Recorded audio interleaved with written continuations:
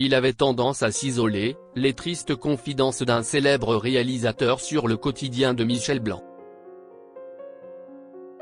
Ce vendredi 4 octobre 2024, la mort de Michel Blanc a été annoncée.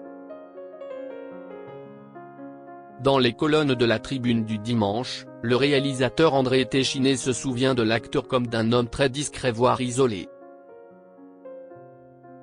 Ce vendredi 4 octobre 2024, les médias ont annoncé la mort de Michel Blanc à l'âge de 72 ans.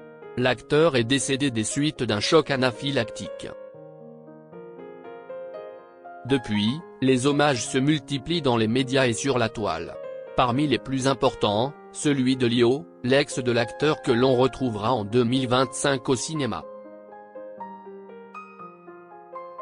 C'est sur les ondes de RTL que l'illustre chanteuse a réagi au décès de celui qu'elle considère comme un merveilleux acteur et un type bien.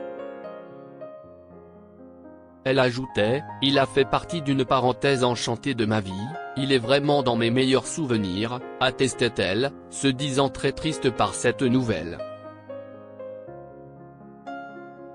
Ce dimanche 6 octobre 2024, Michel Blanc a été raconté par un autre intime dans les colonnes de la Tribune du dimanche.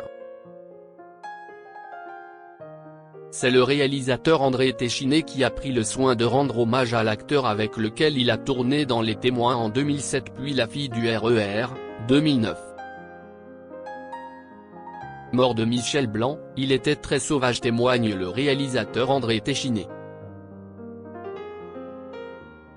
Pour rendre un hommage le plus vibrant possible à son ami, il a tenu à évoquer l'immense talent de l'acteur qui avait fait de ses faiblesses sa force.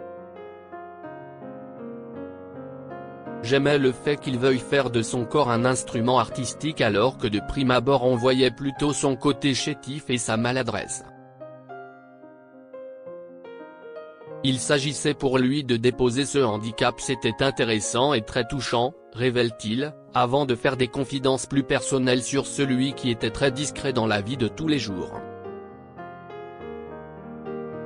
Il était aussi très sauvage, avait tendance à s'isoler, n'aimait pas beaucoup les dîners en ville, même quand c'était nécessaire professionnellement, il fallait le supplier.